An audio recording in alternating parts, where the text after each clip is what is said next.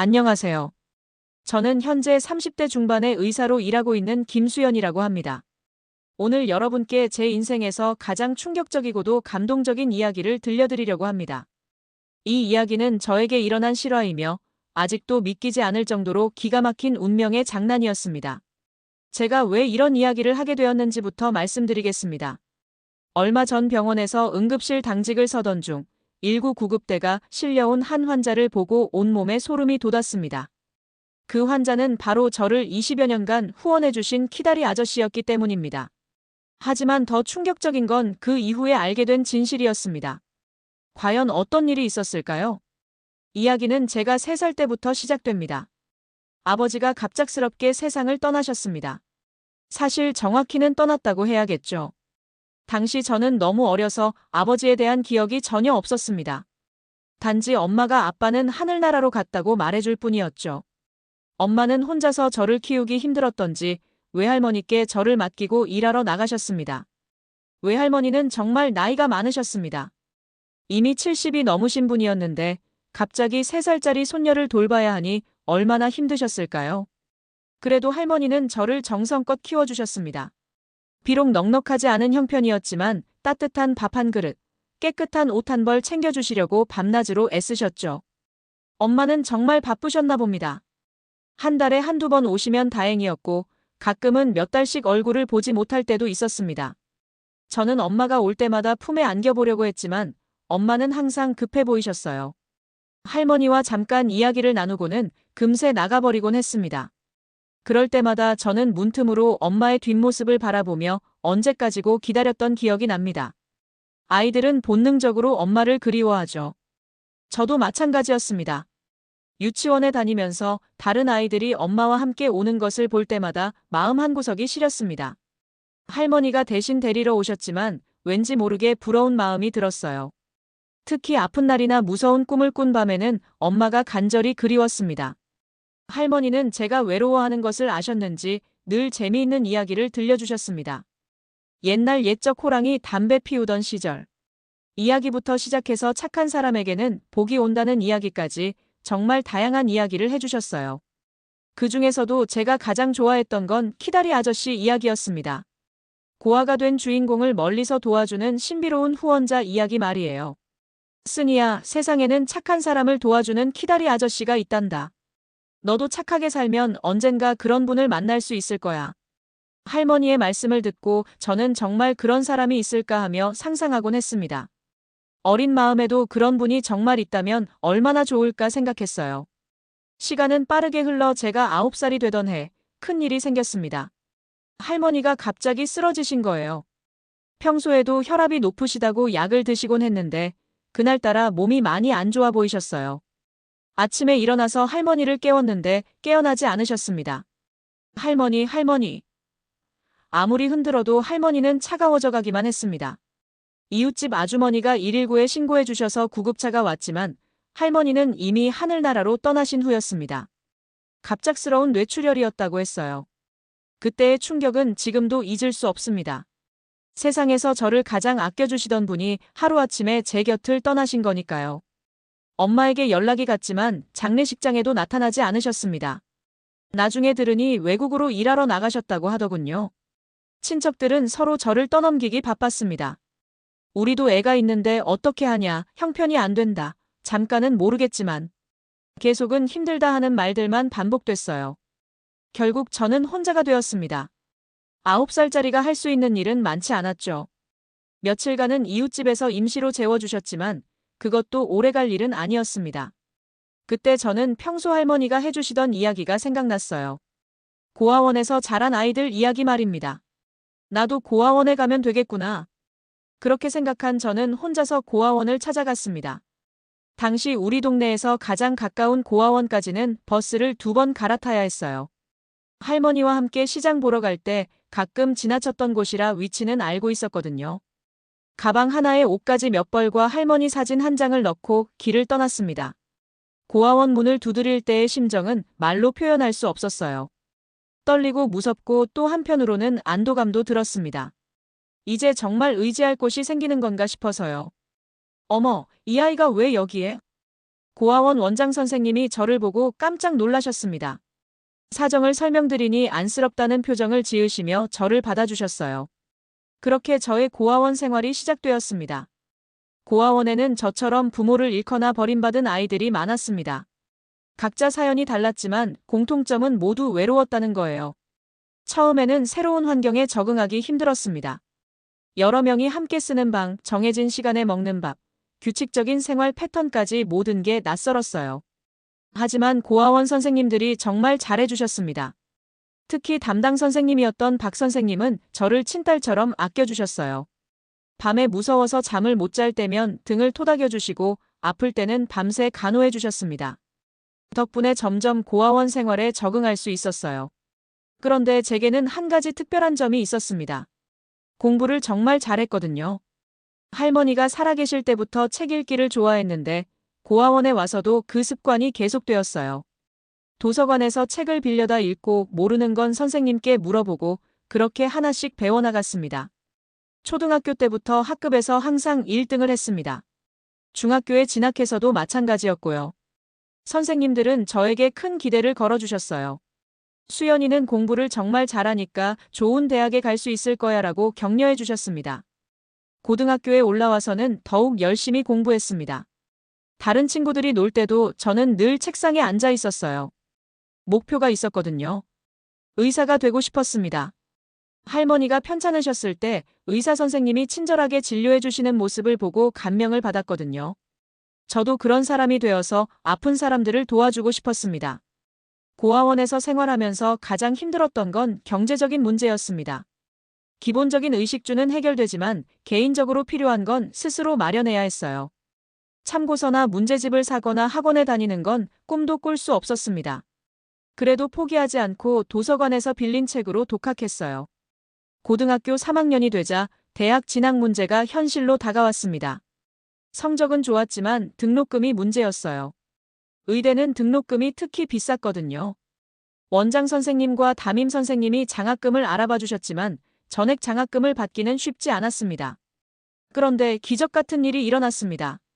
수능 시험을 마치고 대학 원서를 넣을 즈음에 고아원으로 한 통의 전화가 왔어요. 혹시 김수연이라는 학생이 있나요? 그 학생을 후원하고 싶은데요. 원장 선생님이 깜짝 놀라며 저를 부르셨습니다. 전화를 받아보니 중년 남성의 목소리였어요. 안녕하세요, 수연이죠? 저는 익명으로 후원하고 싶은 사람입니다. 수연이가 공부를 정말 잘한다고 들었어요. 의사가 되고 싶다면서요? 네, 맞습니다. 그런데 왜 저를? 특별한 이유는 없어요. 그냥 열심히 공부하는 학생을 도와주고 싶어서요. 대학 등록금과 생활비를 지원해 드릴게요. 믿을 수 없었습니다. 꿈에서나 나올 법한 일이 현실에서 일어난 거예요. 할머니가 들려주시던 키다리 아저씨 이야기가 진짜로 된 기분이었습니다. 정말 감사합니다. 하지만 성함이라도 알려주세요. 어떻게 보답해야 할지. 그럴 필요 없어요. 대신 열심히 공부해서 좋은 의사가 되세요. 그게 저에게 하는 보답이에요. 그분은 정말 익명으로만 후원해 주셨습니다. 매월 생활비가 들어오고 등록금도 정확히 납부되었어요. 그리고 가끔씩 격려의 편지도 보내주셨습니다. 서명은 항상 키다리 아저씨였어요. 대학교 1학년 때 처음으로 그분과 만났습니다. 중간고사 성적이 나온 후 식사를 하자고 연락이 왔거든요. 약속 장소에 나가보니 50대 중반쯤 되어 보이는 단정한 남성이 서 계셨어요. 수연이구나. 사진으로만 보다가 실제로 만나니까 더 이쁘네. 아저씨가 키다리 아저씨세요? 키가 그렇게 크지는 않은데 키다리 아저씨라고 불러도 되겠어요? 첫 만남부터 정말 편안한 분이셨어요. 아버지 같은 따뜻함이 느껴졌습니다. 식사를 하며 대학 생활 이야기도 듣고 공부는 잘 되고 있는지도 물어보셨어요. 그리고 마지막에 이런 말씀을 해주셨습니다. 수연아, 혹시 힘든 일 있으면 언제든 연락해. 내가 항상 내 편이야. 그 말 한마디가 얼마나 큰 힘이 되었는지 모릅니다. 그때부터 저는 진짜 키다리 아저씨라고 부르기 시작했어요. 대학교 6년간 아저씨는 한 번도 빠짐없이 후원해 주셨습니다. 한 달에 한 번씩은 만나서 식사도 하고 이야기도 나눴어요. 제가 힘들 때는 위로해 주시고 기쁜 일이 있을 때는 함께 기뻐해 주셨습니다. 정말 아버지 같은 분이었어요. 특히 본과 3학년 때 실습이 힘들어서 포기하고 싶다고 했을 때 아저씨가 해주신 말씀이 기억에 남아요. 수연아, 힘들다고 포기하면 안 된다. 내가 의사가 되는 건 너만을 위한 게 아니야. 너처럼 어려운 환경에 있는 아이들에게 희망을 주는 일이기도 해. 조금만 더 힘내자. 그 말씀을 듣고 다시 힘을 냈습니다. 그리고 마침내 의사가 되었어요. 국가고시에 합격하고 인턴, 레지던트 과정을 거쳐서 정식 의사가 된 날 키다리 아저씨가 정말 기뻐해 주셨습니다. 우리 수연이가 정말 훌륭한 의사가 됐구나. 이제 많은 사람들을 도와줄 수 있겠네. 레지던트 과정이 끝나고 전문의가 된 후에도 아저씨와의 만남은 계속되었습니다. 한 달에 한 번씩 만나서 식사하고 이야기 나누는 것이 저에게는 가장 소중한 시간이었어요. 그분은 제게 있어서 아버지이자 인생의 멘토였습니다. 그런데 운명의 그날이 왔습니다. 평소와 같이 키다리 아저씨와 저녁 식사 약속이 있었어요. 단골 식당에서 만나서 즐겁게 이야기를 나누고 있었습니다. 그런데 갑자기 아저씨 얼굴이 창백해지시더니 이상하다 하시면서 쓰러지신 거예요. 아저씨, 아저씨. 아무리 불러도 의식을 잃으신 상태였습니다. 즉시 119에 신고하고 응급처치를 했습니다. 구급차가 와서 아저씨를 제가 근무하는 병원으로 이송했어요. 응급실에서 각종 검사를 했는데 결과는 충격적이었습니다. 간암 말기입니다. 이미 많이 진행된 상태라 수술도 힘들고 동료 의사의 말을 듣는 순간 머리가 하얘졌습니다. 그렇게 건강해 보이셨는데 어떻게 이런 일이? 아저씨가 깨어나신 후 조심스럽게 병명을 알려드렸어요. 아저씨, 검사 결과가 나왔는데 간암이지? 아저씨는 이미 알고 계신 것 같았습니다. 사실 6개월 전에 진단받았어. 그런데 수연이한테 걱정 끼치고 싶지 않아서 말 안 했지. 왜 그러셨어요? 진작 말씀해 주셨으면 치료를. 이미 늦었어, 수연아. 의사인 너도 알잖아. 말기 간암이 얼마나 무서운 병인지. 그날 밤 아저씨는 병실에서 지내시게 되었고 저는 밤새 곁을 지켰습니다. 119 구급대원이 현장에서 수습한 아저씨의 소지품을 정리해주면서 지갑을 건네주었어요. 가족분이시죠? 환자분 소지품입니다. 지갑을 받아서 신분증을 확인하려는데 지갑 안쪽에 낡은 사진 한 장이 끼워져 있는 게 보였어요. 뭔가 익숙한 사진이라 자세히 들여다봤는데 깜짝 놀랐습니다. 그 사진 속 아이는 바로 어린 시절의 저였거든요. 할머니가 찍어주신 제 5살 때 사진이었어요.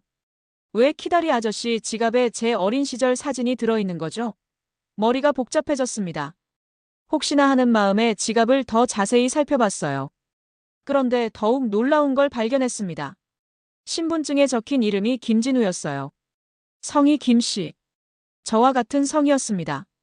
설마 하는 마음이 들었지만 너무 말이 안 되는 일이라 생각했어요. 다음 날 아침 아저씨가 깨어나시자 조심스럽게 물어봤습니다. 아저씨, 어제 지갑 정리하다가 제 사진을 봤는데 왜 제 사진을? 아저씨는 잠시 침묵하시더니 한숨을 크게 쉬셨어요. 들킬 줄 알았는데. 수연아, 이제 말해줘야겠구나. 사실 나는. 네. 나는 너의 아버지야. 그 순간 온몸에 전율이 흘렀습니다. 아저씨가 제 아버지라고? 죽었다고 들었던 아버지가 살아계셨다고? 그럴 리가 없어요. 엄마가 아버지는 돌아가셨다고. 돌아가신 게 아니라 떠난 거야. 너희를 떠난 거지. 아저씨. 아니, 아버지는 눈물을 흘리며 이야기를 시작하셨습니다. 수연아, 내 엄마와 나는 정말 사랑해서 결혼했어.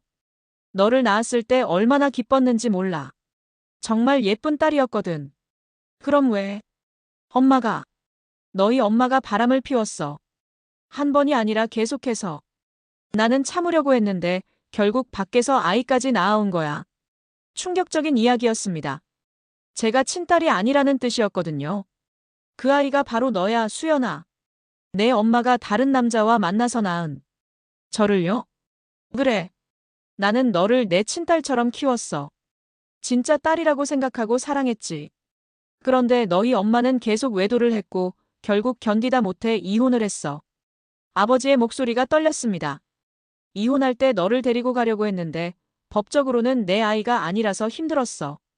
그리고 사실 그때 내가 너무 상처받아서 제대로 된 판단을 못했던 것 같아.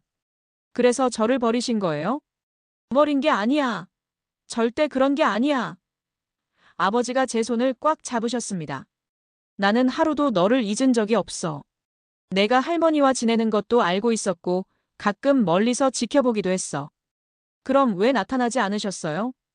미안해. 정말 미안해. 그때는 내가 너무 어리고 이기적이었나 봐. 상처받은 내 마음만 생각하고 너는 생각 못했어. 아버지는 계속 눈물을 흘리며 말씀하셨습니다. 내가 고아원에 갔다는 소식을 들었을 때 정말 가슴이 찢어지는 것 같았어. 그래서 바로 후원을 시작한 거야. 하지만 정체를 밝히면 너를 더 혼란스럽게 만들 것 같아서 익명으로 했지. 20년 넘게 저를 지켜보셨다는 거예요? 그래. 내가 공부 잘하는 것도 의사가 되고 싶어 하는 것도 힘들어하는 것도 모두 알고 있었어. 내 곁에서 아버지 역할을 제대로 못해준 게 미안해서 최소한 경제적으로라도 도와주고 싶었어.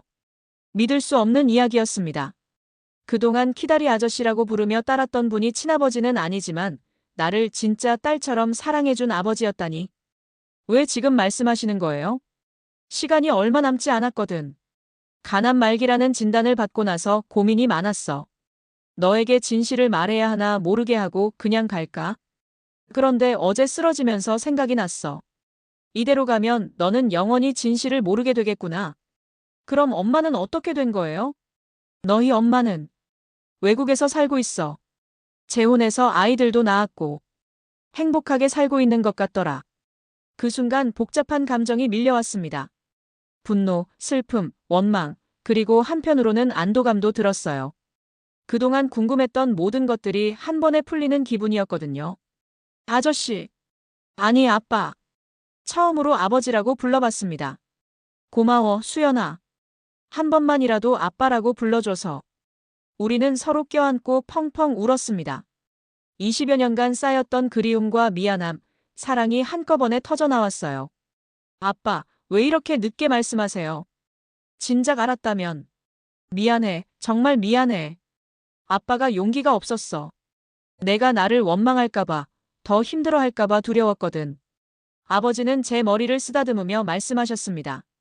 그래도 이렇게라도 말할 수 있어서 다행이야. 아빠는 정말 너를 사랑해, 수연아. 내가 태어났을 때부터 지금까지 하루도 빠짐없이 사랑했어. 그 말을 들으니 어린 시절부터 느꼈던 공허함이 조금씩 채워지는 기분이었어요. 아, 나에게도 나를 진심으로 사랑해주는 아버지가 있었구나. 그 후 3개월간은 제 인생에서 가장 소중한 시간이었습니다. 아버지는 항암 치료를 받으셨지만 워낙 많이 진행된 상태라 호전되지는 않았어요. 하지만 그 시간 동안 우리는 진짜 아버지와 딸이 되었습니다. 아버지는 제가 어릴 때 함께하지 못한 시간을 만회하려는 듯 많은 이야기를 해주셨어요. 제가 태어났을 때의 이야기, 첫걸음을 뗄 때의 이야기, 처음으로 아빠라고 불렀을 때의 이야기까지. 저는 기억하지 못하는 일들이었지만 아버지에게는 모두 소중한 추억이었던 거예요. 수연아, 내가 돌 때 아빠한테 처음으로 걸어왔을 때 정말 기뻤어. 작은 손으로 아빠 얼굴을 만지면서 아빠하고 웃던 모습이 지금도 눈에 선해. 저도 기억하고 싶어요. 괜찮아.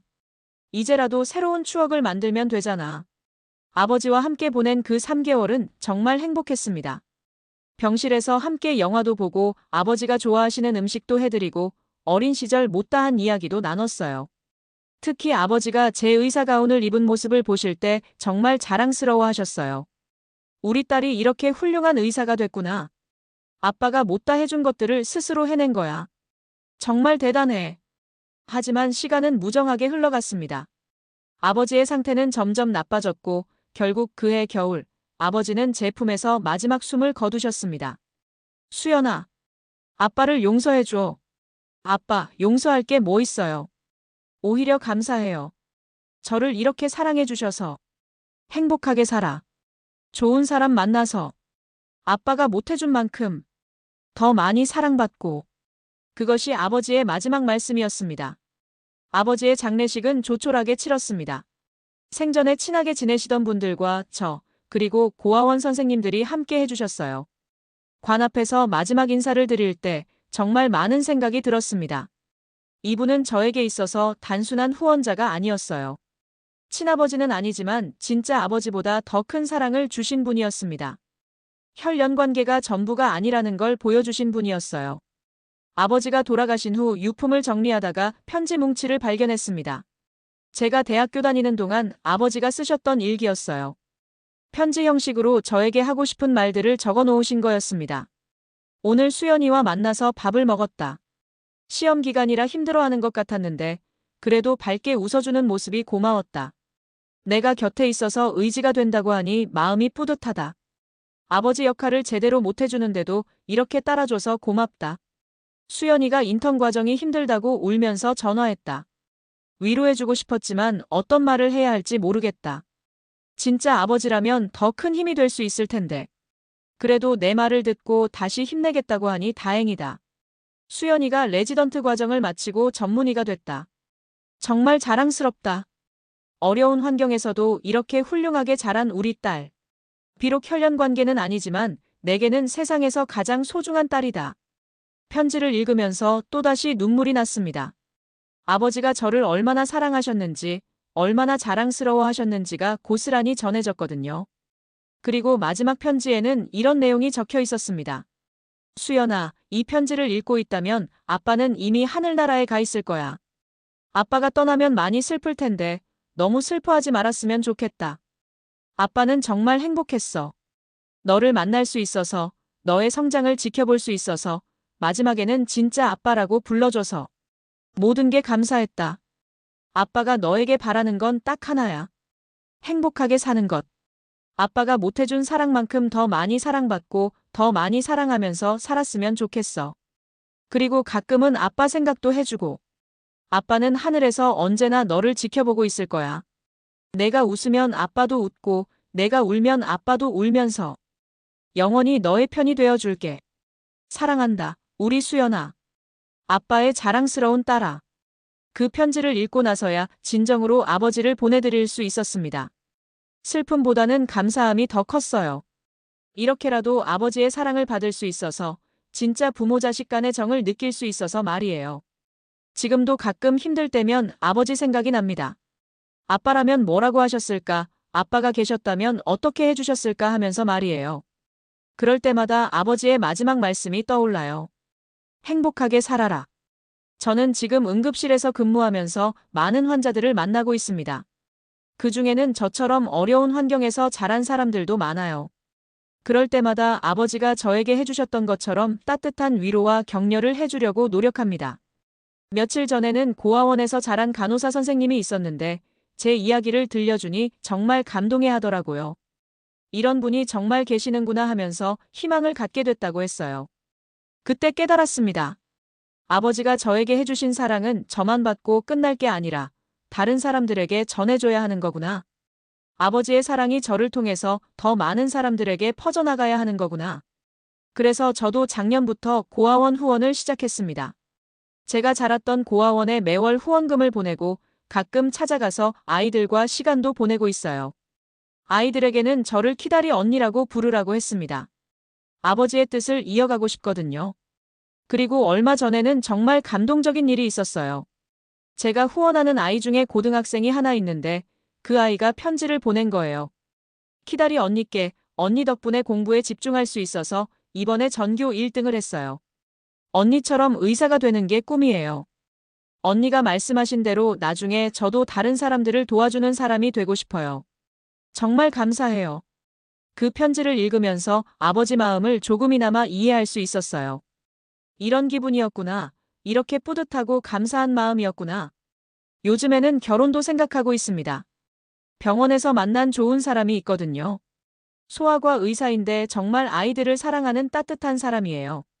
아직 프로포즈는 받지 않았지만 곧 그런 날이 올 것 같아요. 그분에게 제 이야기를 다 털어놨는데 정말 이해해 주시더라고요. 그런 아버지가 계셔서 수연 씨가 이렇게 따뜻한 사람이 된 것 같아요 라고 하시면서 말이에요. 아버지가 정말 좋아하셨을 것 같은 분이에요. 결혼을 하게 되면 아이들에게 할아버지 이야기를 많이 들려주고 싶어요. 혈연 관계가 전부가 아니라는 것, 진짜 사랑이 무엇인지, 어려운 사람을 도와주는 게 얼마나 아름다운 일인지 그런 것들을 가르쳐주고 싶거든요. 그리고 제 아이들도 커서 키다리 아저씨, 키다리 이모가 되었으면 좋겠어요. 아버지의 사랑이 대대손손 이어져 나갔으면 하는 마음이에요.